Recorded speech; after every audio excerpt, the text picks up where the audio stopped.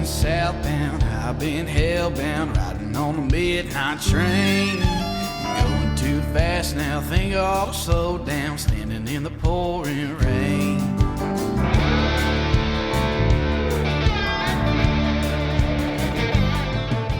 Good. What's going on, guys? Hey, Tony and Tristan back with one more episode of the One Hell of a Night, the One Hell of a Life outdoor podcast. And you guys, we're super excited today.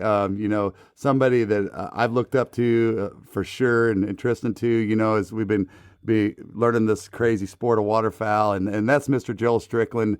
If you guys do anything waterfowl, you've seen Joel's face. There's no doubt about it. He owner of Surviving Duck Season, which is some of the best educational content out there, point blank. I mean, it just is. Joel, thank you so much. Yeah, thank you, Joel.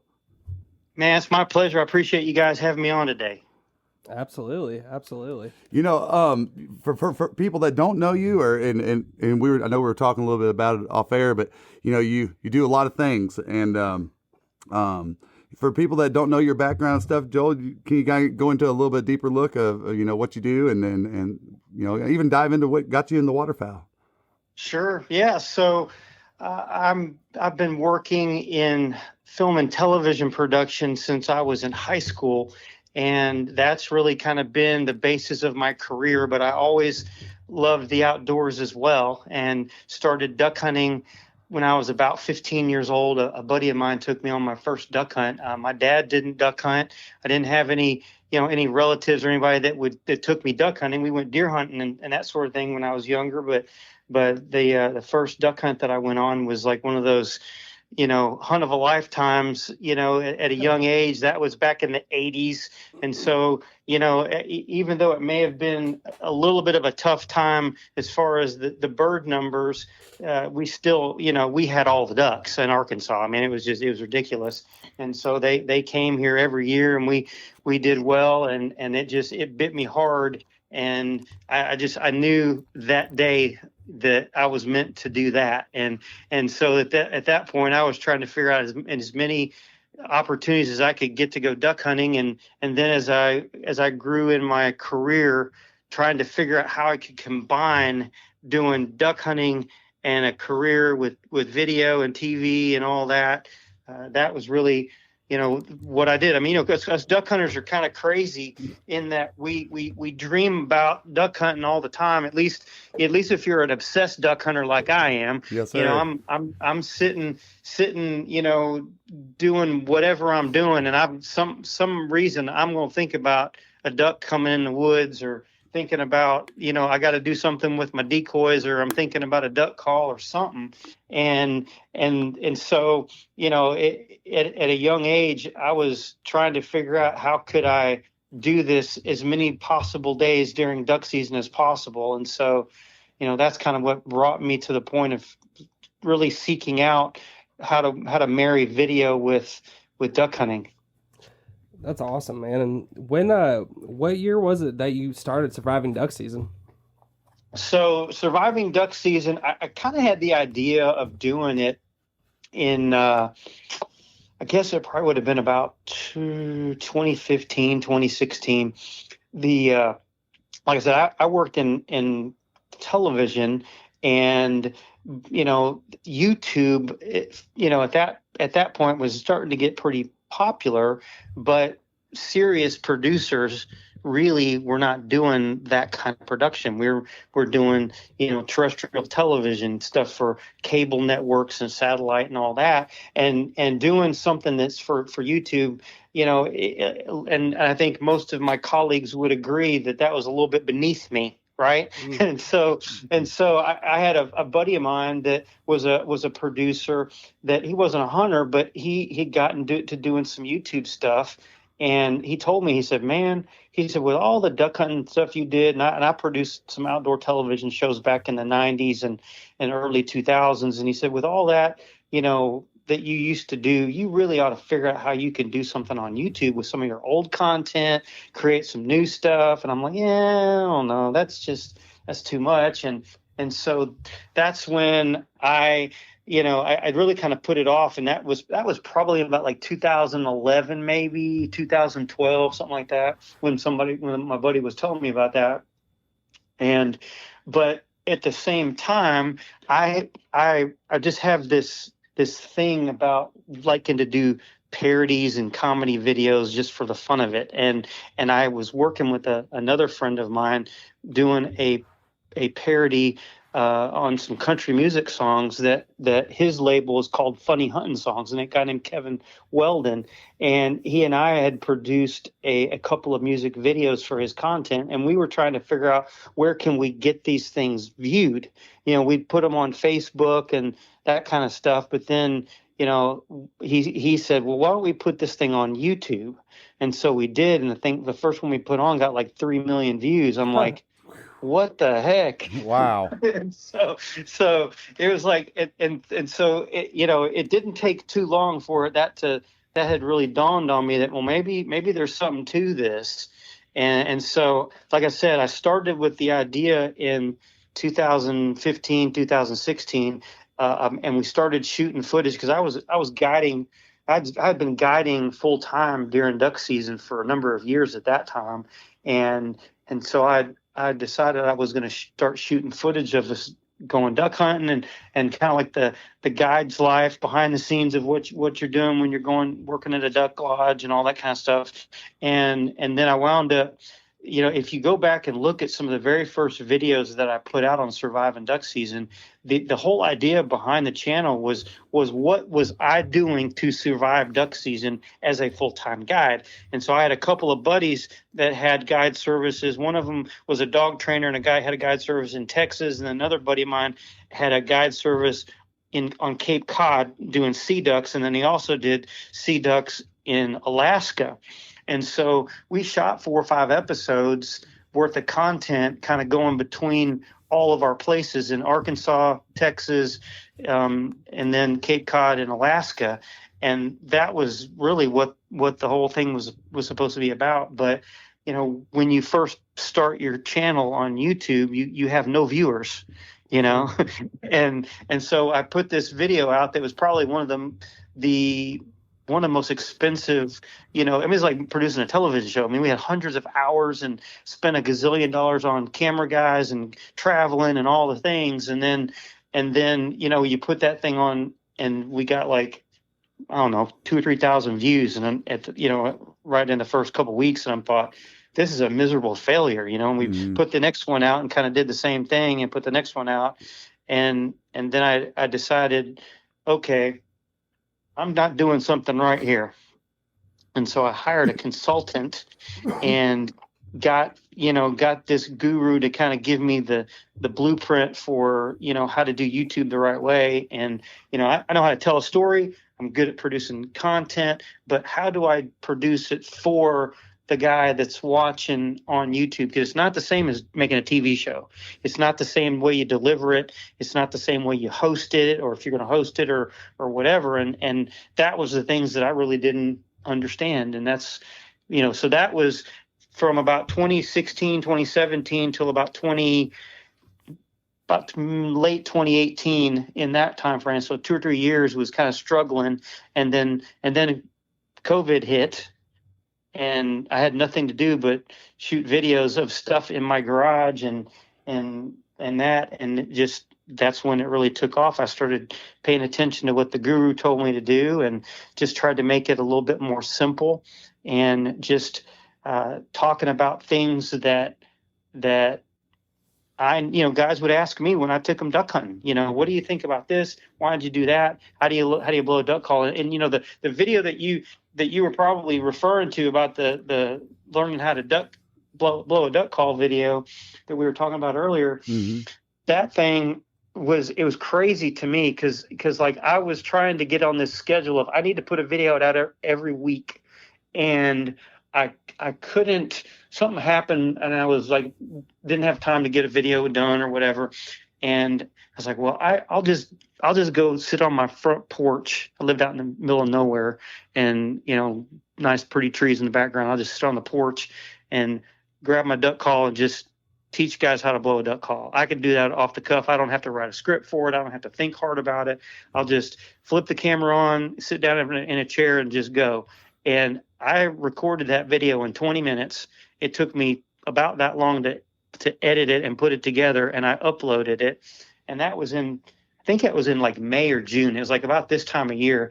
And that thing sat there dead with like not even 1,000 views for like 4 or 5 months. And then all of a sudden one day, after I'd made a bunch of other videos, but then I looked up one day and that video had like 50,000 views on it. And then before you know it, it had 100,000 views on it. And I'm like, you got to be kidding me. This summer, make memories on Florida's Forgotten Coast with Williamson Outfitters. From inshore and nearshore fishing to scalping and snorkeling in the bay, plus custom boat tours made for family fun, they've got something for everybody. And when the sun sets, it's time for a nighttime flounder gigging adventure you'll never forget. Small group or big group, day or night, Williamson Outfitters has a fleet of boats and a team of licensed captains ready to take you out. Call or text Captain Chris at 850-251-8650 or visit floridaducks.com. Williamson Outfitters, making the Forgotten Coast unforgettable. and it really taught me a lot. It's like, you don't have to, I mean, I do a lot of deep dives and really, intricate and well-produced videos, and takes a lot of time, but man, some of the better videos, as far as the viewership, I think a lot of guys just really appreciate doing something simple and just because that's just people just looking to do something that they don't know how to do, and the teaching comes fairly easy to me. I've had a lot of pretty good mentors in that department, but I just try to make it as simple as possible so that you understand how to do it. As far as duck hunting or duck calling goes, I just treat it like a musical instrument. And I play a lot of musical instruments, and if you treat it that way, it's the mindset that you really need to be able to manipulate the sounds to make the call do what you want it to do. Man, hey, have you heard somebody say that before, Tristan?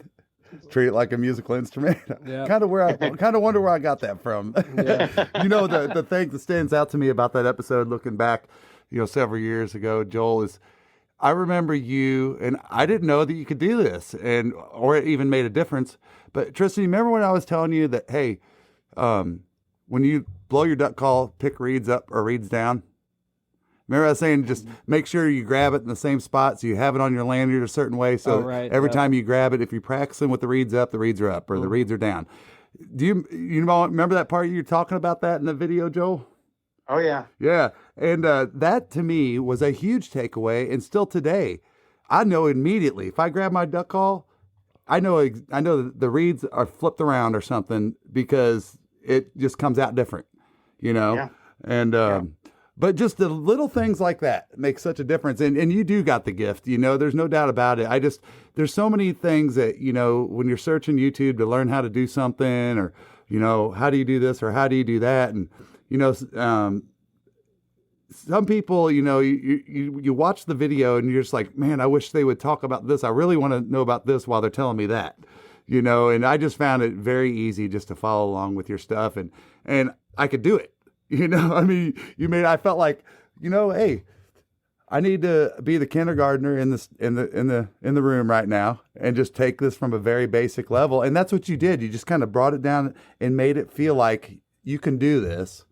It's just because, who hasn't tried to learn how to blow a duck call and just, when do I let my friends hear me? Right. And then, and then when your friends hear you, you know what's coming next, right? Yeah. No matter how good it is. It don't matter if you sound incredible. They're not going to say that, especially your buddy, the veterans and the blind and everything else. You know how all that goes. But, it is an intimidating process. Absolutely. Especially in front of a bunch of people that you don't know even. And so, but that really made sense. When you said treat it like a musical instrument, I thought, well, no wonder it's taken me so long to get good at a duck call, because I could never pick up a guitar. I don't even think I could pat my belly and rub my head at the same time, so, but no. And just some of the basic things that you went over, as far as like, how you blow the air, I didn't even know how to blow the air into a duck call until I watched you talk about it, so It's really, the trying to articulate what you're supposed to do when you blow a duck call to somebody that is not in the room with you, that you're not listening to blow, and then you can help correct what they're not doing right.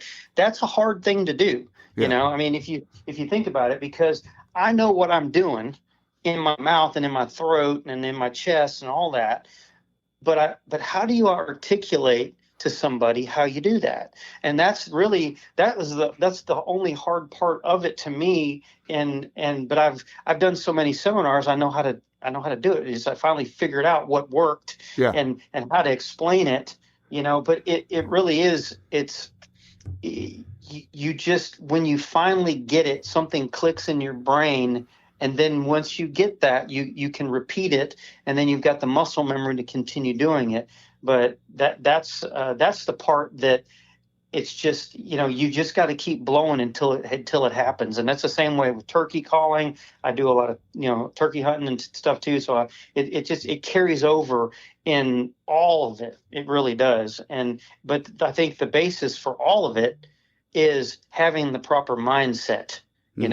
And letting yourself be intimidated, having negative thoughts about I can't do this and all that. I mean, that's you're defeated before you even get out of the gate, and that's what you really don't want to do. You want to believe in yourself that you can do it, because you can. You just have to set your mind to say, I'm going to do it. I know that the longest time, most of my duck hunting days, I've blown just a standard J-frame style duck call, single reed, Arkansas style call, and I had, when I was a lot younger, a buddy and several buddies, blew cut down calls, and I tried to blow them back then, and just a little bit. I mean, I could make some noise, but it just didn't sound that good, and I just kind of pushed it aside. But then, I don't know, it's probably been 10 years now. I decided to pick up a cut down again, and I decided I'm going to do this, because I've got a couple of friends that I have seen them do things with that call and make ducks do things that I just don't understand how they did it. But it was entirely because of the way that they were blowing that call. And you can't make those sounds with just a standard call. At least I haven't found one you could. And so I just decided I'm going to learn how to do that. And it took me 2 years. And I've been duck hunting at that point. I've been duck hunting 30 years, Yeah. And so, it's just you have to decide you're going to do it. And really, I started reminding myself that it's just like learning another musical instrument. I know how to blow a saxophone. I know how to blow a French horn and a clarinet. I can play a guitar. I can play the piano. All these, and it's just a different instrument. And when I told myself that, it was like, oh yeah, I remember now. And then it clicks. If you're trying to do it the same way you've done something else, it doesn't always work that way. And because the air presentation is so different with a cut down style call versus a traditional J-frame, then that's the hang up that most people have. You think you have to blow your guts out, but you really don't. It's just a different air presentation. I think that kind of brings up an interesting topic too, because there's a lot of guys, and I'm interested to hear a little bit more about, you were talking about it allows you to do things and make ducks do things that you haven't seen with a traditional J-frame duck call. But, you run into guys that are so anti cut down just because of how loud they can be, you know what I mean?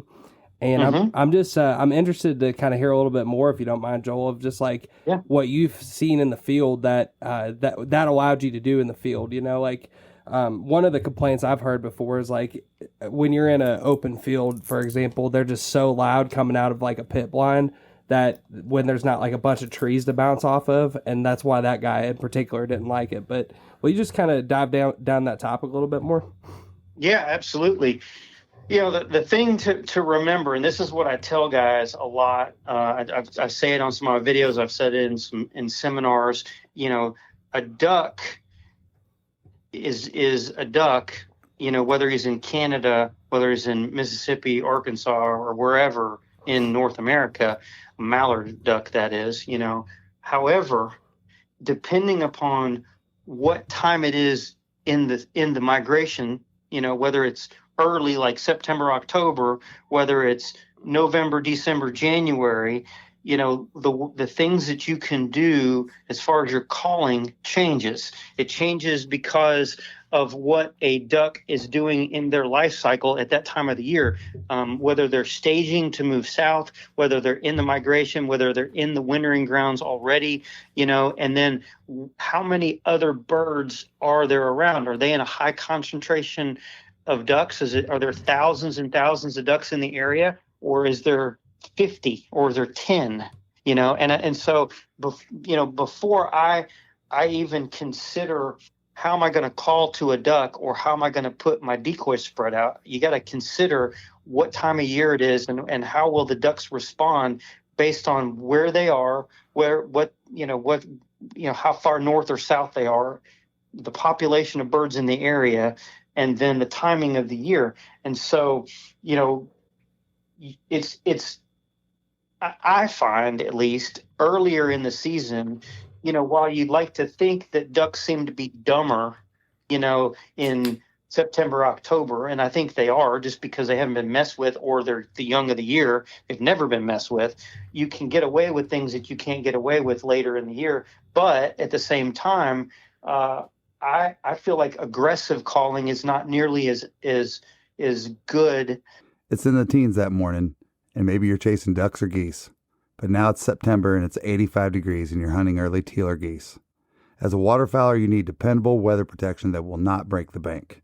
Founded in 1996, Frog Togs is not only the leader in breathable wader technology, but a company you can depend on to keep you warm and dry, head to toe, no matter your hunting environment.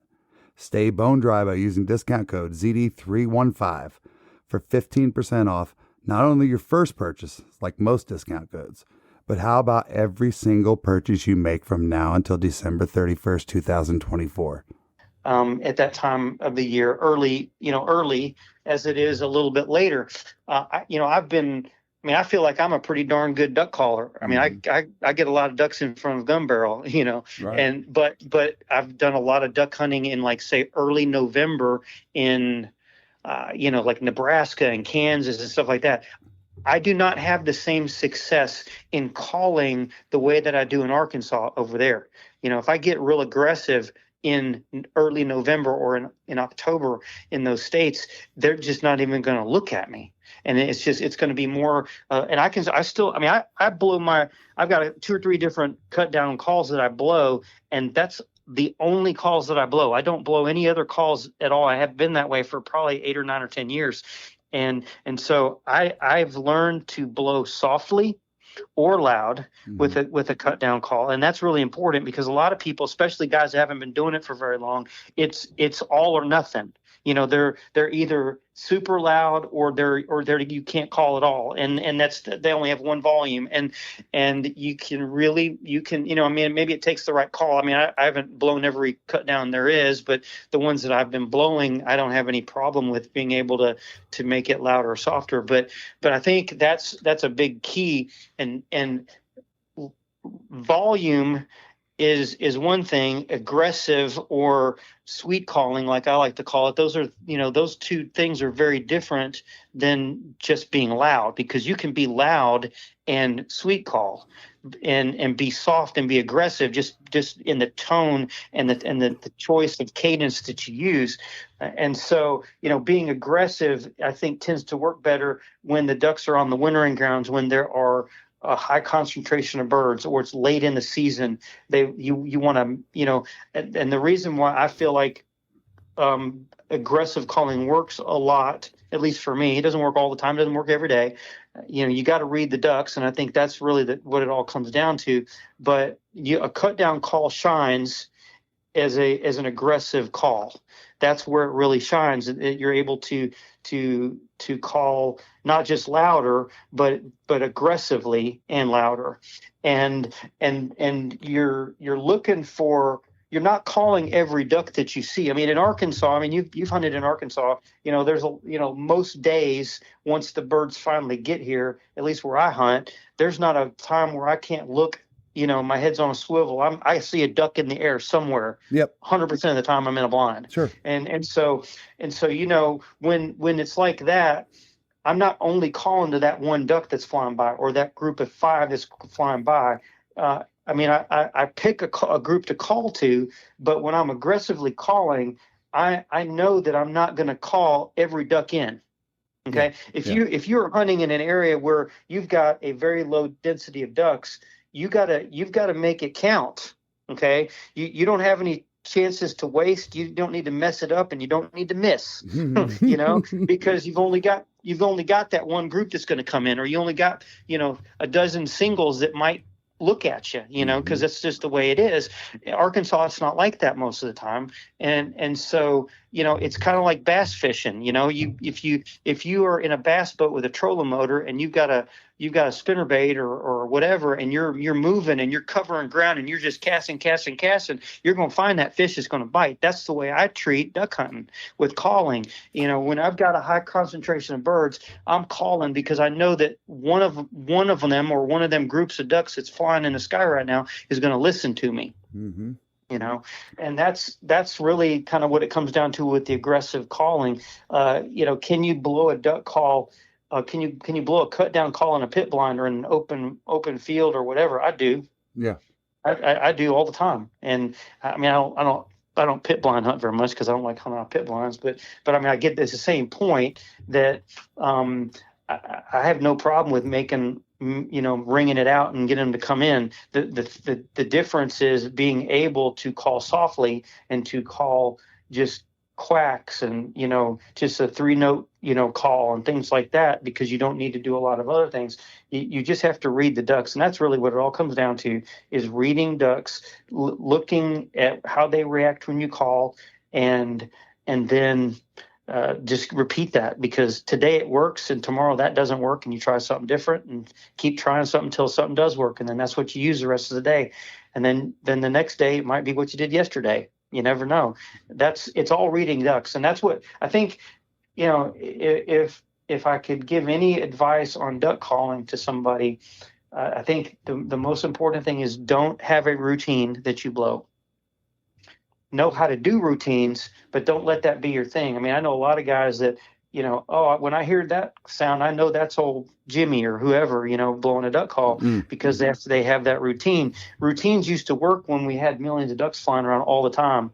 When it's in the last 10 years, when we've seen fewer ducks than we used to, it's even more important that you call properly and you read the ducks, and reading the ducks then dictates the way you call to them, and having a routine is not the way to do it, in my opinion. I think you're hurting yourself, because you just need to try something different. Watch how the ducks react. Try something new. Don't follow the rules. I don't follow the rules. Call to their wingtips and their tails. Don't ever call to a duck that's coming to you. That's wrong. You bring up this, the point that's resonating with me so big with what you're making right now, Joel, is, we do all view a cut down as an aggressive call. I think just the topical view of it is that, and never had I really sat down and considered that it's still a musical instrument and you can blow it quiet. I just kind of, for me, I found mine. I blow a double reed and I love it. I've gotten to where I'm not good enough to try something else yet, and I stick with this call because at least I can get by with that, And I have some notes that I feel comfortable with, and I understand what you mean about getting stuck in a. I did that for a longest time. I was like, bah, bah, bah, bah, bah, So anyway, but here's the point I'm making, and these are just 2 points, right or wrong, that I've seen come up with giving them what they want, and sometimes aggressive or non-aggressive calling. We've witnessed our buddy. We've got a good friend of ours, Kade Weatherford, that owns Delta Thunder Outfitters over there in Jonesboro. And, I won't forget when we was out there. It was the beginning of the season one year, and you just get a ton of green wings on rice fields, especially on the first push. And he started blowing a teal call like I'd never heard anybody in my life. Like, I was wondering, I'm like, dude, does he really know what he's doing? You know, I mean, and he goes, watch this. They love it. And I go, what? And he's like, me. I mean, just on and on and on. I mean, just like hammering it like a machine gun. And we would have big groups of, 20, 30 teal just bank and turn that corner like a son of a gun and come set the decoys. And Kade always gets into it. He starts going, oh, they love it. They love it. He goes, you can't blow it enough. They just fire at them. And I've watched that work to where now we might have 4 of us in the blind, right? And we're all looking for those teal, right? And as soon as we see some bank out there, everybody, bam, bam, bam, bam, bam, bam. I mean, the whole blind just blows up, and it's like they can't get it enough. Well, this year, we were lucky enough that we just had a pile. I mean, I think I'm being reasonable by saying it was 200 to 300 out of this pile just fall out of the fog and explode in our eyes, and it was like something I'd never seen. And we were super aggressive calling at those ducks, So I've seen that work. And then the other thing I want to make a point of, there's been a few times where there'll be some, and I know I'm speaking specifically to green wings. There I was talking about hen calling. Mm-hmm. I have no doubt about it. You see the green wings up there flying super high. Everybody goes, oh, there's the migrators, whatever. And I've been just like, man, I got to throw something at them, and I mean, peep, peep, and a mallard will make a similar sound every once in a while, just that little bit of end of a whistle. And I swear there's been times where, a group of them have just heard that and turned and just came straight down from the heavens. And I was like, did that really just happen? Did they really just hear that? And maybe they did, maybe they didn't. I don't know. But,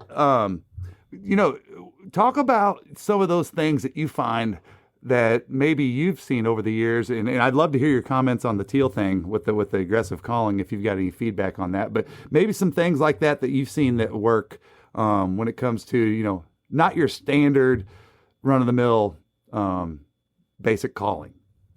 Yeah. You can call almost any duck on planet Earth with a hen mallard duck call, Mm-hmm. I mean, it just works. And, you could be diver hunting and you could blow that duck call and some ringers are going to come to you, Mm-hmm. It just works. But I've really always been into gadgets and trying everything that comes out. And, when you go, as a youngster, I say youngster, high school age, I would go to the sporting goods store and look at duck calls on the shelf. And, there would of course be all the different mallard, hen calls, but then there would be, other things, there'd be a gadwall call, or there would be whistles, different types of, pintail whistles and teal whistles and drake mallard whistles and all of that. And I bought everything and tried it all. And I can tell you that it all works. It really does. Everything that I've ever tried, for different species of ducks and geese, if there's a call that's made specifically for it and it sounds enough like it works. I mean, wood duck calls, the whole thing. But one thing that I have found out, and I think a lot of listeners, if you've tried this much, you would see the same thing.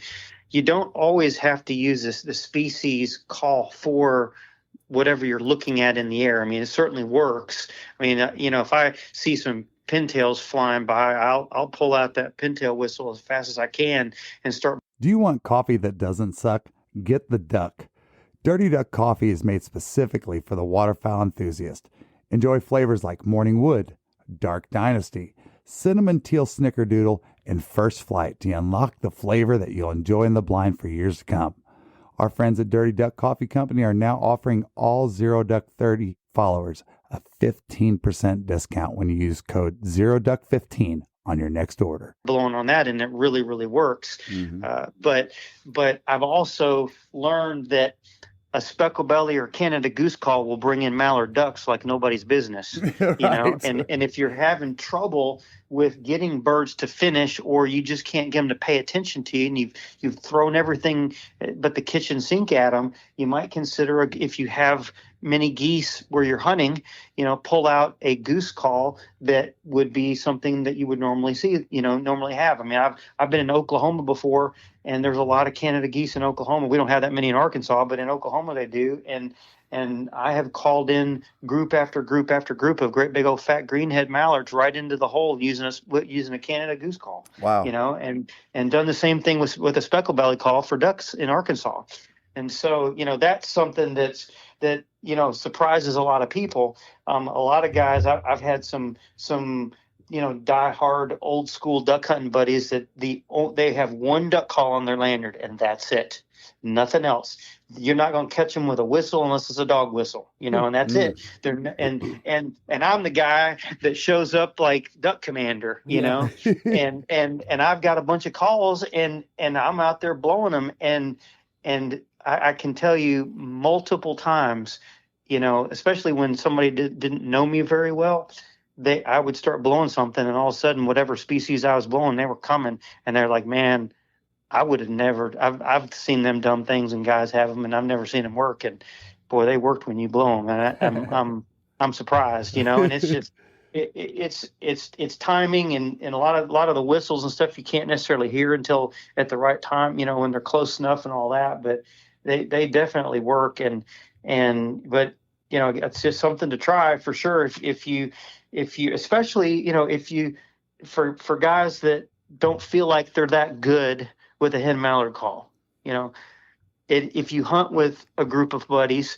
and you do have somebody that's good with a hen mallard call, and you don't feel like you've achieved that, you know, status of being comfortable to blow it in the blind, get something else that you can blow, you know, and sing backup, as I like to say, you know, and get a drake whistle, get a teal whistle, get a teal hen call, you know, all of that stuff. And to go with your comment about the teal, you know, yeah, I've got a hen teal call, that I've got a hen green wing and a hen blue wing, and they sound different. You know, a blue wing sounds a little different, and boy, you know, you just hammer down on that thing, and it definitely works. And I'm and then I'll have a whistle in my other hand, and I'll be switching back and forth. You know? I love it. But it works. It does. You know, I love that you talked about that, like singing backup. What a great way to look at it, because, you know, that's what I definitely did, you know, especially when, I mean, we cut our roots in the marshes, you know, in Florida, South Georgia, that kind of thing. Birds are completely different. It's totally different down there. And so, I mean, the closest thing you're hearing to a hen mallard is a mottled duck, and it's just a constant quack, quack, quack, quack, quack, you know, whatever. So you get to at least learn your quacks, you know, but coming up there, I'd be like, man, I know how to blow a blue-wing teal hen call. I know how to do that. Like, that's one thing that we just did all the time. And I could blow a pintail, but man, I could not blow a hen mallard to save my life, you know? So I was like, you're best just to shut up and be like backup vocals, you know? So I always say I watch the sky and just try to think, okay, well, you know, if we're hunting with Kade, for example, our buddy, and he can really blow the heck out of it, you know, I'm watching him, watching how he reacts, watch his mannerisms as he's blowing at him, listen to the aggressiveness of what he's doing, because I know he knows how to read those birds better than I do. And I'm kind of playing that same role, but making sure that I'm not going to be the lead singer, if that makes sense. You know what I mean? You know, you don't want to be that, you know, that lady in the background that just comes up and just with this screaming Lady Gaga voice, you know, when you got Elvis Presley over here singing, you know what I mean? So the great point that you brought that up, though, but it is a way to make you feel like you're being part of the success, you know, and adding kind to the team effort. Yep. You know, and it really, you know, if you do have a blind full of guys that want to participate, that sound okay with a duck call, you know, I mean, everybody likes to do that, but you got to be a team, you know, just like you said, it's a team effort, and a team, you know, can't be everybody trying to be the lead caller, because it just doesn't work. It There's only sounds one terrible. quarterback. Yeah, and I'm actually working on a video about team calling. I've never done that, and I've been talking about doing it for a couple of years. But it really is important that you've got a guy that is the lead caller, and you let him finish the birds, and everybody else sings backup, and you got to bounce off the lead caller. And do it like that, and don't turn the birds at a wrong time, because that's really what we're trying to do. Is, I always say it's like air traffic control. I am trying to line the ducks up so that they can land in the decoys. And if you start calling just arbitrarily at them, on a whim, or you've got a bunch of guys calling and just calling, it jacks them up when they're trying to turn. It's not so bad in the wide open, but when you're hunting in the woods, or you've got a lot of thick cover that you're hunting in, if you get them circling in a weird pattern, that's what keeps them from landing. And the more times they pass, there's less of a chance that they're going to come in and get close enough to get shot. And so that's why it's so important everybody's got to call as a team. And when you call too often, you're turning the birds too quickly, and they get in that weird pattern. You just don't want that. Yeah. No, that's a great point. And I mean, I'm just sitting here in my mind for the first time ever having a visual of going, from now on, while I'm in a duck line, I'm going to try to hear my favorite song, or hear a song that has melody. I guess I should say that there's a rhythm that it goes together. You don't have somebody sitting there going twang, twang, twang, twang on the outside, playing an instrument that doesn't make sense in the band or something like that. Right. What a great way to look at it. Mm-hmm. Well, I guess that kind of goes back to your musical background, huh, Joel? Yeah, absolutely. No, it's funny. I was kind of scrolling through your channel today and looking at videos and stuff, and one of the ones I thought was really interesting was the one on the correlation between like velocity speeds and how much weight you should put into that. As far as like being a new guy and being like, oh, you see these on the shelf, 1,700 feet per second, man, I got to get those because they're the fastest. And the conclusions that you drew in that video were like, in steel shot in particular, how quick it dropped off, like out at 40 yards. You're losing the highest amount of velocity versus like a 1,350 feet per second copper plated Boss shell had like the highest, or besides tungsten, had like the highest amount of velocity still at 40 yards. I just thought that was really interesting. The shotgun series stuff that I worked on, and I'm creating some additional content to go along with that even right now. But there's so much in shooting a shotgun and choosing ammo and choosing choke tubes and all of that that we've all done just because that's what our daddy or our granddad did, or that's what he told us we should do, or that's what we saw on television. And it's all been just regurgitated old school, stuff that either technology has improved and changed, or it really wasn't even accurate in the first place. And so, what I found, I think we got like 10 or 11 videos in the shotgun series currently. And it was really that whole series was birthed out of me deciding that I'm done shooting my pump 870 shotgun. It kicks like a mule. And I've tried everything, even going down to 2 3/4 inch shells, and it's just, I need a new gun. So I'm going to buy a new gun. I'm going to figure out what I need, and I'm going to take the viewers along for the ride to help see how I'm going through the process of choosing a gun. That's really all it was going to be. and then it wound up being, I could make 50 more videos and not run out of stuff. There's that much content that's out there that could be told, but I started learning things as I tried, I tried different shotguns, I tried different types of ammo, I tried different gauges, and going with the conventional wisdom, that this is what it is, making assumptions that that's what it is. But then when I really did the research and behind it, or we just discovered that things were not what they told us they were. And so the more I learned that, the more deeper I dove into things. And then it became my mission. It's like, okay, now I'm mad because I've learned so much stuff about a shotgun ammo and choke tube that nobody's ever taught me, that most people don't know.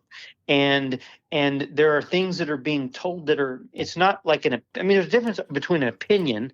I prefer this because of this. And then there's this is the truth. Well, truth is truth. Okay. I know there's a lot of people that have this opinion about truth, but there's no opinion in truth. Truth is truth. Right? Yeah. There's no right. It's right and wrong, and truth is either yes or not. Okay. And so then there's opinion. Opinion is okay. We can have our own opinions, but when it comes down to truth, let's go with what the facts are. And when I'm discovering that the facts are not lining up with what the companies are promoting, then that makes me mad. And so I decided that it's my mission now to take everybody's claim and see if it's true, and do it as scientific as I can, and use technology and things that have never been available before, and spend a ton of money doing it in the process. And that's where we got all of that content that we had. We did a lot of really great work, I think, and learned a lot of stuff, and debunked a lot of myths and things that people thought that were true, and then they discovered they weren't. And one of those things was velocity and speed of your ammo is king, and it is not king. Okay. Right. Mm-hmm. The faster you shoot your ammo, the more of a chance of you not having a good pattern. Okay. Pattern is everything in shooting a shotgun.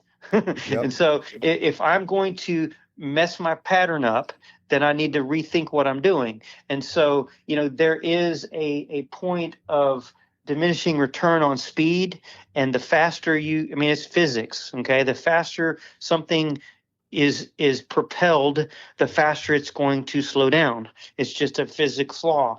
And the less dense whatever projectile you're shooting, the quicker it's going to slow down as well. So that's why steel shot, when you shoot it at 1,500, 1,600, 1,700 feet a second, it's going to slow quicker than if you were to shoot it at 1,300 feet a second.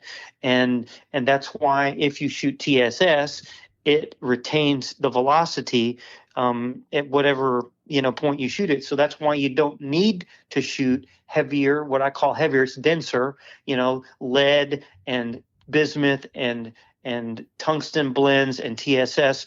They can all be shot at a slower speed because it retains the knockdown power that it needs to have, because of the density and the speed combined gives you the knockdown power. So you don't need to shoot it as fast, and the slower you shoot it, the better the pattern is.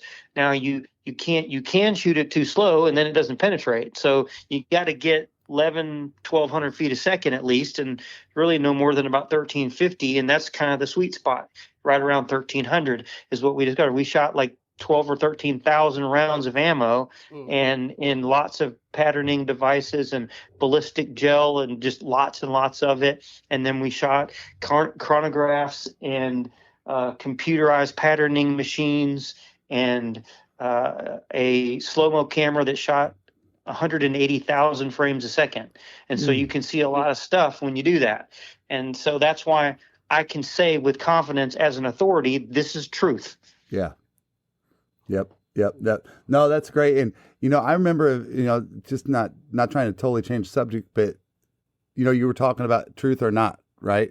I remember the video you did, and I can't remember if it's when bismuth came out or TSS, which one it was, but you were like, does it make a difference? It was the gist of your video. The gist of your video was pretty straightforward. Oh, it makes a big difference. It knocked that. I remember you just be like, even yourself, you seemed entertained, I think, with the power that it had. Oh my gosh. Yeah. TSS, listen, TSS is expensive, and it's not for everybody, and it's not my daily choice of ammo to shoot because it's not necessary. But, you know, it's impressive is all. I mean, my goodness. I mean, you can, people get on to guys that shoot like 60 plus yards at a duck because they feel like that's unethical. It's unethical if you are not capable of making the shot and your ammunition is not capable of killing the animal. That's what's unethical. Yes. If you are a competition shooter or you are good and you're able to shoot at a long distance, and I don't think there's anything unethical. And that's not, I don't mean to beat that drum too hard, but my point, what I'm about to make is I took some very long shots with TSS the first couple of times I hunted with it, and it was just astounding to me that it's just hammer dead at like 75, 80 yards, just cannot believe it, you know. Wow. and so that's fun. Yeah, but I'm a guy that wants the ducks landing in the decoy. So I'm not a pass shooter. I don't want to be a pass shooter. That doesn't do anything for me. That's Right. like going turkey hunting and ambushing a turkey when he walks by, you know, at 75 yards. I want him to be doing the shuck and jive and coming in, you know. Yeah. I mean, that's what I want with the ducks. So that's why TSS is really, I mean, I'm not that mad at the ducks where I just got to go kill them. I want to do it right. You know, that's the way I like to do it. Sure. Yeah, I think, and just to kind of circle back on that video, one of the surprising things to me that's like a selling point for the bismuth and the TSS of the world is like the copper plated, all that stuff, is how much more, isn't it like 10, 11% more velocity you're maintaining at 40 yards versus steel? I want to say it was like, steel was like on average 600 and something feet per second at 40 yards. And I want to say bismuth was like 800 feet per second. I don't remember the feet per second because it's been a couple of years since I looked at the numbers, but I'll tell you this, you know, for the most part, steel shot is a 40 yard and under ammo. Okay. Mm-hmm. Just because, you know, if you want to have a dense enough pattern to really kill a duck, so you want to be shooting 100 pellets in your pattern at whatever distance you're shooting at. And so if you can't get 100 pellets in your pattern, then, you know, you got to go smaller. Okay. Mm-hmm. So that's why BB and triple B isn't a great solution, especially not anymore, you know, for shooting at ducks and geese. And so, you know, because you can't get that pellet count up high enough to be able to have a dense enough pattern. And so, you know, when you start going down to like 3s and 2s, you know, then you're limiting your distance with steel shot. And so that's why it's a 40 yard and under ammo. And so you can get just with a general bismuth, you know, that you're shooting like Boss copper plated number 5s. I mean, I'll shoot them all day at 50 yards. I'm not worried about it in the least bit. I can kill them hammer dead at that distance. And TSS is going to be further than that. You know, you can confidently kill a bird at 75 or 80 yards or even further. You know, if your pattern will hold together at that distance. And it's just because the density of TSS is 18 grams per cubic centimeter. That's very, very heavy compared to steel shot. It's like 8-7 or something like that. Yeah, so it's more than double. Lead has been, you know, the standard that everybody's, you know, kind of puts everything up. Again, it's like 11.1, I can't remember, something like that. And so bismuth is slightly less than that. Tungsten blends, depending upon which one you get, are right around that, or there may be about 12 is what some of them are. And so that kind of gets you a little bit better than lead. And so, but you know, with all of that, the denser the pellet that you get, the more expensive it costs, you know, to buy.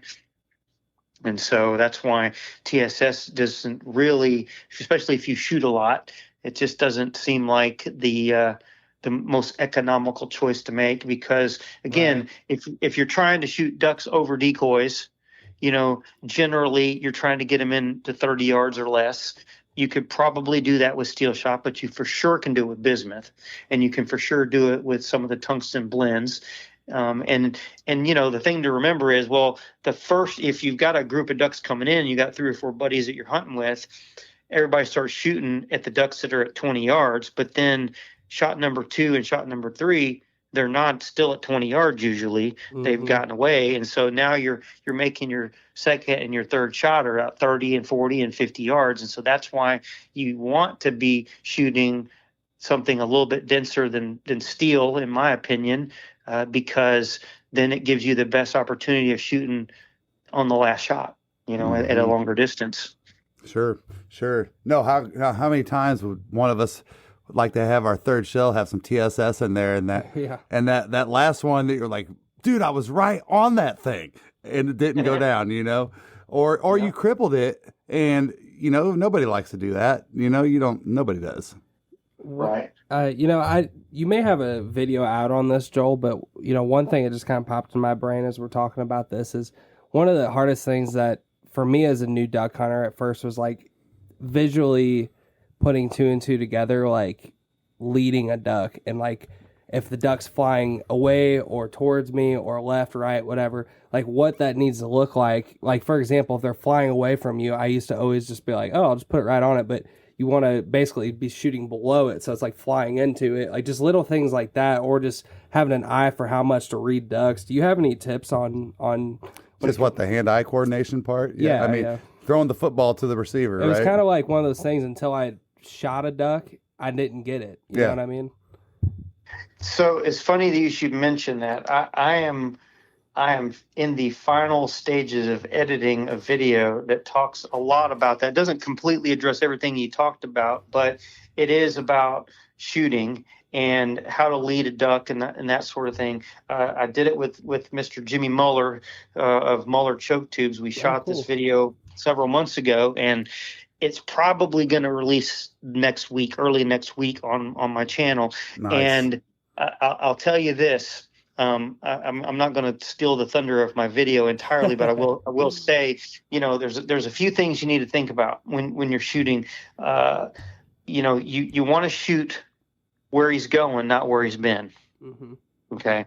And so you have to lead ducks, unless they are floating coming into the decoys and they're back flapping and they're trying to land, and you've got a wide enough pattern, then you might not need to lead the duck. But generally speaking, most people shoot behind a duck. I mean, I'm a duck guide, and I watch a lot of people shoot and miss ducks, a lot, and it's always missing behind, pretty much. I mean, very rarely do you see. I mean, unless it's somebody that's a really green that has not shot very much, then they're all over the place. But guys that hunt very much at all, you rarely see them shoot in front of a duck. And I'll give you an example that I learned a lesson at a very young age when I was duck hunting. It taught me so much. Okay. I was probably 17 or 18, and we were duck hunting on the Cache River in Arkansas. And one afternoon there was this string of spoonies, shoveler ducks, and they were in a straight line flying across from right to left. There was like 4 or 5 of them in a line. And I pulled up and aimed, which really we shouldn't aim a shotgun. We should point and shoot. But I was, pointing at the lead duck. I squeezed the trigger and the back duck fell. Okay. And I saw that happen, and I was the only one that shot. My other buddy that was with me, he didn't even pick his gun up. And I'm like, huh. That's just, I remember that just like it was yesterday. I went, huh. And went out there and picked up my duck because I didn't have a dog yet. And I was just like, I was thinking about it the entire time I walked out to pick up that duck. I thought about that. I was like, I didn't aim at that duck. I was shooting at the front duck, and I hit the back duck. It was follow the leader, and it was, but it was such a valuable lesson because of course the friend of mine that I was hunting with was my age, but I had another buddy of mine a few weeks later that I was hunting with, and he was a lot older than me. He was in his 40s or 50s at the time, and And I told him that, and he's of course he took that opportunity to teach me something, and he's like, you got to lead these ducks. He said, when they're flying across like that, he said, because we hunted a lot in the woods, and they'd just be, they'd drop out of the sky, and you just put it on and squeeze the trigger. But when you get out in a field, and they're flying across, you got to get out in front of them.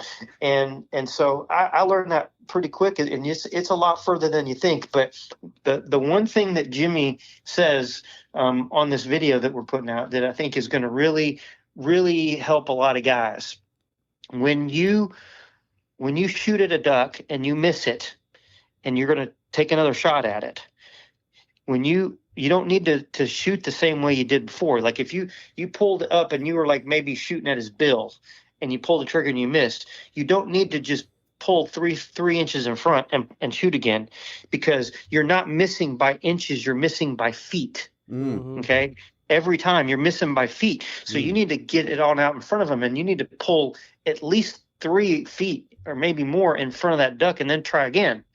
And once you do that a time or two, then you really get dialed in. How much do I really need to lead a duck? And a lot of it has to do with how close they are, what the wind's doing to a degree, mostly just because if it's a high wind situation, the ducks are moving, they're coming in slower than you realize, because the wind is, they're fighting the wind coming in.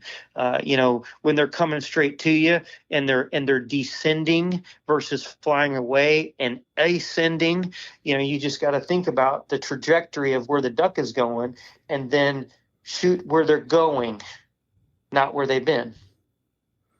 Yeah, that's great stuff. No, that is. See how he just tells you, like you're sitting in class and your teacher tells you something, you're like, son of a bitch, it finally clicked. Yeah. You know what I mean?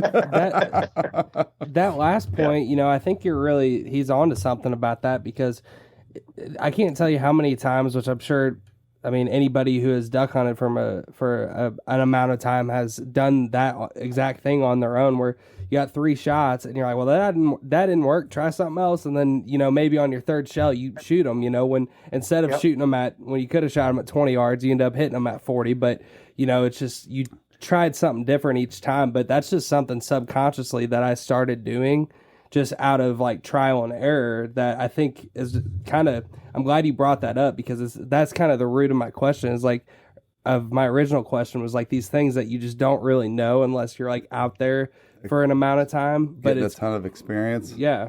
You got to keep throwing the football, and then, and then you can start getting really crazy with it and start tying it to, all right, so you were shooting a shell that was shooting 1,700 feet per second, number blah, blah, but now you need to be shooting at 1,250. And so the velocity changes, and it's all muscle memory, and you don't aim, you point, and all these things fall into it, to where I think your gun, your swing, your, all of it all comes into that fluid motion of throwing the football, kicking the soccer ball, the same thing. You know what I mean?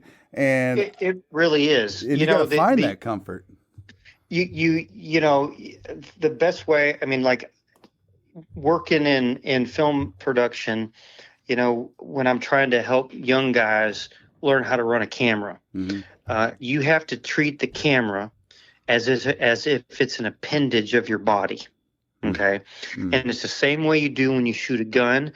If you are always thinking about all the little intricacies, and you're overthinking everything, you're thinking about, oh, I've got to lift the gun up, shoulder the gun, look down the barrel, lead the bird, take the safety off, pull the you're thinking about way too much stuff. Yeah. Okay. Yeah. When you're riding a bicycle, are you doing that? Mm-mm. When you're driving a car, are you doing that? when you're learning how to use it, yes, of course. But once you are one with your car when you're driving down the road, right? You're not even thinking. You're not even thinking about it. If you ride a motorcycle or a bicycle, man, you're like leaning into it, and it's like you feel like you're one with the road when you're riding. You have to be. And that is how you shoot a shotgun. Mm-hmm. And if you think about it in those terms, then when you finally connect, you have to have a gun that fits you. That's the thing. Yeah. That's the thing that most people mess up with. I would say that most people don't have a gun that fits them. Yeah. Truthfully. Dude, that's a great point. And I'll tell you this, I am guilty of that. And I just, and I can't remember the acronym. You can help me with it, but I shoot a Franke Affinity 3. and I had to replace my what do you call it, on the butt of my gun. I had to replace the pad. Well, anyway, because I just, quite frankly, I'd set it down in the water too much. The screws got rusty, and I'd drill it all out, all this big mess. Anyway, when I called to get the replacement, I think they called it LOP. They said, "What's your LOP?" And I was length like, of pull. "Yeah, Yeah, that's your length of pull." I was like, "What is a length of pull?" And the guy, told me about it. And I thought, son of a gun, I've been shooting a gun this many years. I had no idea what a length of pull is. Now, I did use shims on my gun and pattern my gun, which I did do that, at least that much. Right. But I had never heard of length of pull. No, listen, that's why I say, the shotgun series that we put out, we talk about that stuff. And I mean, quite honestly, I started shooting a shotgun when, I don't know, I mean, like 1983, something like that. Okay. And I mean, I didn't really fully understand some of that stuff, like the length of pull. I mean, I heard that, but I was like, I don't know what that is. I had an 870 off the shelf stock gun. I had my dad's 1148 Remington, that was a hand-me-down gun, and a Stevens this and that, and a Mossberg blah blah blah, and it's just, you just figured out how to shoot it, and there was no anything about any of the measurements and all of that. This was irrelevant to me. And when I started, like what kind of shotgun do I want to buy? Even though I had been shooting for years, I thought, I'm a duck hunter. I know about this stuff. Yeah. No, I didn't know anything. And here's where I came away. As I started learning the things that I was learning and becoming better myself, I said to myself, if I've been duck hunting at that time, that I had been duck hunting 30 years. If I've been duck hunting for 30 years and I've probably killed more ducks or seen more ducks fall than most anybody that any of my viewers will ever see in their life, just because I spend so much time doing it. If I'm that guy and I don't know this stuff, then that's got to tell me that how many more of the viewers that watch my content don't know it. Right. Wow. And so that's why, I decided I've got to share this information. Now, there's a lot of stuff in there, just trivia and, oh, isn't that neat? Oh, I wondered why it's called a 12 gauge, whatever. That's fine. But there's real legit stuff like what we've been talking about that just, it can change everything for you as a shooter. Every single duck hunter needs to watch that series, not because I want them to watch my stuff, but because it will change their life. I mean, even if you shoot a lot, it will still really help you a lot and make you a better, more efficient guy with a shotgun. And so, I think that's going to be my little pitch. But I mean, I hope guys do. And furthermore, I believe that every single guy that's a wing shooter needs to pattern their shotgun. Yes. I think it's very important with the ammo and choke tube and shotgun that they plan to hunt with. The very ammo that they're going to use. Don't get number 8 birdshot and pattern your gun and go, okay, that's good, but then you're going to use, number 4 bismuth or whatever. I mean, that's not the same stuff. So you really need to know. Yeah. And I say this on some of my videos, but when I started working on the shotgun series, I hunt with, a couple hundred people a year. And I would ask every single person that sits in my duck blind, how many of you guys pattern your shotgun with the ammo and the choke tube that you're using today? How many of you pattern your gun? In an entire duck season, I had 2 guys say yes. Holy cow. And then I did it another year, and I had maybe a couple of more that said yes. And it's just, and I'd ask on the videos, I was like, look, be honest. I want to know how many of you ask a turkey hunter if he has patterned his shotgun, 75% of them say yes. You ask an archery guy, you ask a rifle guy, everybody patterns, they shoot their guns, they know what their gun does at these yardages, blah, blah, blah. But you ask a wing shooter, especially a duck hunter, they absolutely do not do it. And it's very frustrating. And how can you be that lucky to be a good shot if you don't know what your gun's doing, Wow. Yeah. I mean, it's just, there's a whole spin off of that, right? I mean, like, okay, well, did you just get lucky, or have you been hunting for the last 5 years thinking that you stink when you really don't stink? You just need to adjust some things. I mean, I know we've always been growing up as bow hunters, come this time of year, the bows are coming out. I mean, and we're starting to, several times repetitively per week, we're out there shooting hundreds of arrows in preparation of that, right? Because you only have one, it's not like a single bullet that we're shooting at a bird. And I think a lot of times we just take it for granted that, the pattern is going to spray some shit and kill something, and it's not that easy. Right. Yeah, no, that's a good point. I think, looking back on it, it's just like, I think people put too much stock in, it's a shotgun, you're going to have a big spread and, whatever. Right. Versus, and there's always like the next group, but versus archery, obviously it comes down to, one animal at one split second moment kind of thing. But no. And one thing that I wanted to do, Joel, before we wrap this up, because I want to be respectful of your time. Sure. We've talked about, I feel like, and we just didn't even plan this, but we've talked calls, we've talked shooting, all kinds of other things. One of the most important things that kind of combines with that is decoys, right? Yep. Just talk, and we want to listen. There is no perfect formula for the right decoy spread. I think that, depending upon, again, where you are, where you're hunting, what part of the flyway you're in, what time of the year it is, all of those things can dictate what you need. I have my very first duck hunt. In fact, my first year and a half or 2 years of duck hunting, I never used the first decoy. Okay. When you hunt in timber, you don't really need them. And we would stand up against a tree, kick the water, blow the duck call, and here they come.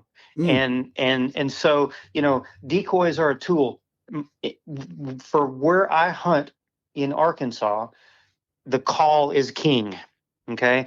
If you look at the traditions of duck hunting in different regions of the country, everybody has their thing that they do that makes them more successful. Yes. Whether that's just because it's the way it is, whether it's because of that's the way the birds are, it's different. You look at, the Chesapeake Bay region up northeast, they're big decoy guys. Right. Yeah. But they're wide open, and they need to have a raft of birds, on the water so that the ducks can see it, and so that's a big part of their tradition, and it's a big part of their success. There's other regions in the country that are big on decoys, and there's other regions that are big on calls. But I have had a lot of success with small spreads, scouting and going to be where the ducks already want to be. It doesn't matter what you put out. You're just trying to, the decoys in that situation is just trying to get them to land right there in front of you, not 40 yards over there. That's what my 6 decoys do for me when I'm hunting like that. I've hunted plenty of days in wide open areas with a half a dozen decoys. Then there's times where you need a lot. And so I think I've got a master class on my channel. There's I think it's a 2-part videos that where we talk about all the different types of spreads. I show you how to do different ones depending upon the type of hunting area you are. But the main thing is you need to, you're trying to create an environment for the ducks to want to land in. How many decoys should I put out? My answer always, if I've got guides working for me and they say, how many decoys should I put out today? And until I've said it enough times where they remember, I always say as many as you can keep moving. Okay. That's a good, Yeah. So, good tip. so that's, I mean, that's super important. And, you know, a guy that's hunting in Kansas doesn't even know how to respond to that because the wind is always blowing. And so it doesn't matter if he puts out 10,000 decoys, they're going to be moving. Yeah. You know, Arkansas, it doesn't do that. You know, we have light and variable winds a lot of mornings. And so, you know, that's why I say that. But, you know, so if I've got a jerk rig and I've got some, you know, duck butts and some other things that are squirting, you know, flopping and moving around and all the things, you know, then I can have more decoys out because I got more movement. Or if it's a windy day, which we always pray for, but we don't always get, you know, then it doesn't matter. You can put more out. But I would much rather put out 6 decoys and a little jerk cord than put out a bunch of decoys and them look like statues, you know, sitting on flat water. And so I think that's probably one of the biggest things I can share with somebody that hopefully they'll can, you know, have as nice a decoys as you can afford and keep them clean. Mm-hmm. And, you know, use the species that reflect what you are hunting. If you are a wood duck shooter in Alabama and Georgia, get you some wood duck decoys. Right. You know, gadwalls or whatever that come into you. I mean, there's no reason. I mean, you can certainly put out mallard decoys anywhere and ducks are going to come to them. But I've seen time and time again, ducks will come to their species. I have, you know, I will sometimes put out a group of these kind of decoys with my mallards, but put them off to the side, and then the pintails will inevitably go to the pintail decoys. The teal will go to the teal decoys, you know, and so I know that they can tell, you know, and so, but you know, use decoys that reflect the species that are in your area. Use as many as you can, you know, keep moving, but you know, some places it's good to have a lot of decoys. If you're hunting next to a refuge in the South where there's thousands and thousands of ducks, live ducks, you know, a mile away, then you're going to need to use a lot more stuff, you know, to get them to come to you. That's just the way it is. I think that was a really good tip about the as many as you can keep moving, because I think, and I know we've been guilty of it for sure, but just, you know, days that you're just like, well, screw it. You know, I guess there's no wind. You're like, well, I guess it is what it is. We got a couple mojos and a jerk string, and then, you know, a couple 2-3 dozen decoys not moving out there. It is what it is. But now it's got me thinking, like, I wish if I would have thought this way on that day. It's like, to your point, it's like, okay, let's take two dozen of those decoys and put them up, and let's just keep like 8 out with the spinners or whatever, you know? Well, and it almost ties to, I mean, think about this, and you probably haven't tied these knots together until now, is that, you know, think about how, you know, I mean, I would say that the bird that Tristan and I know how to hunt more than any bird on the planet is a blue-winged teal. Just we've cut our teeth. Easiest bird to hunt too. Yeah, okay. Yeah, but I mean, yeah, well, it depends on what time of the year it is, but but you know, we definitely have became like students of that bird. And you know, one of the things that we had said in one of our teal tips videos is Tristan said, if I had to recommend anything, I just recommend you went out there with some spinners. You didn't even have any other decoys. Just that movement, because we know, and you know this too, Joel, they just suck into those things, you know? Yeah. And you know, you made a good point, you know, Tristan, about changing things up. That's something that I do. And I tell my guides, you know, you get out in the morning and the ducks just aren't doing what you hope they're going to do. They're not finishing, they're flaring, whatever it is. I mean, sometimes it's your call, but most of the times it's either you're not hid well, somebody moved, or your decoys aren't right. And so I would say this, on an average day of guiding duck hunts, unless it's just one of them awesome, perfect days, which as much as we like for it to be every day, and as many of these duck clubs that put videos out, it makes it look like it happens awesome every single day. It doesn't happen like that every day. So we are moving our spread. I bet you I move my spread at least twice every single day. Sometimes it's because I just need to make an adjustment. I need to, you know, take a few decoys up because, like you said, the wind's not blowing and the ones on the left side are just not moving. I'm going to pick them up. and put them in the back behind the blind or something. And that's just, it's super important. Don't be afraid to take 5 or 10 minutes out of your morning and go change something up if things aren't working. Watch what the ducks do in the first couple of groups of ducks that come in the morning, and see how they react to your spread, even if it's before shooting time. Watch how they land, watch how they react to the decoys, and you can generally say that after the second group that does it, they're probably going to do the same thing that the first group did. Once you see it happen twice, that's what you can expect the rest of the morning. And it's different day in and day out. It may be different. They did this yesterday, but they're doing it different today. Watch what they do. If they try to land short of the decoys, or they go over the decoys and land on the other side of them, get out there as fast as you can and throw some decoys out of the way so they land where you want them to land, so that you get a better shot. And the people make that mistake big time. The two biggest things I think people make in duck hunting that messes them up is, number one, they don't know when to call the shot, or they don't know when to shoot. They either jump up too early or they wait too long. That's one. Number two is they don't move their decoy spread. That's the two things that people mess up with. Good stuff. No, I gotta say that I'm happy that we've been fortunate enough to learn some really good Arkansas duck hunting from a guy that does everything you're talking about. I mean, he'll go out there and he just, he's studying them, and he might go out there and move 4 or 5 times in a morning if that's what's needed. I remember one morning, and I don't remember the scenario, but I just remember him saying, "We need a backboard." I go, "What do you mean we need a backboard?" He goes, "I gotta go out there and make a backboard." And I'm like, "All right." And next thing you know, man, they started landing right in front of us, and I didn't know what the hell he was doing. But then afterwards I was like, "Oh, okay.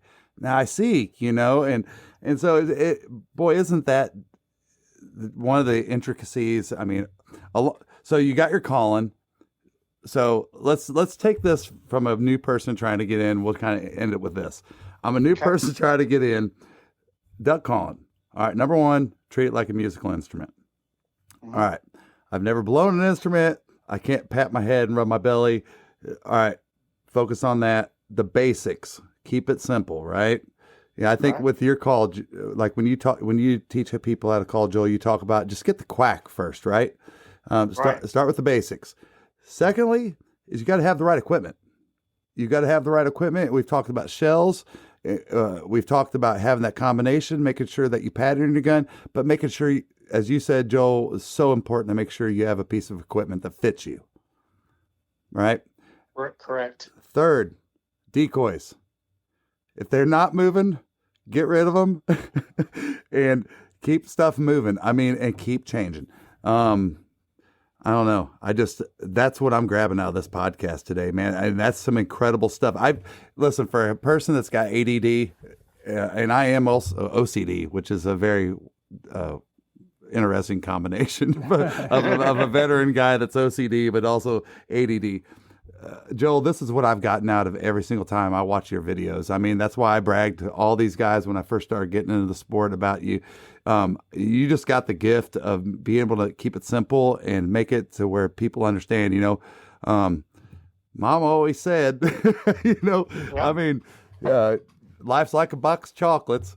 You never know what you're going to get. So, Indeed. Any closing words out there, Joel? Because here's the one thing I do want to do, and I hope you don't mind me publicly inviting you, but there's so much more that I would love to drill down with you and hear your expertise on. This is really just a surface scrub of Joel Strickland. Number one, you guys get on, deep dive into his videos. You'll get caught in him for hours. I don't know, man. You have like a special force of captivating your audience. And I found myself video after video after video, and that's 1:30 a.m. and on a July 12th night. That I'm sitting there I'm just like, man, I'll never forget this Irish-looking man. So, super respectful, thankful that it's really a small little dream come true for me to have you on the podcast and for our viewers to hear you. You guys got to go check out Joel Strickland. He's just got a different way of doing it. It's incredible. Well, I appreciate it, guys. Yeah, just, like I said, surviving duck season, we've got tons of content. We've got probably the most extensive library of teaching content for duck hunting that's out there. And, hit me up.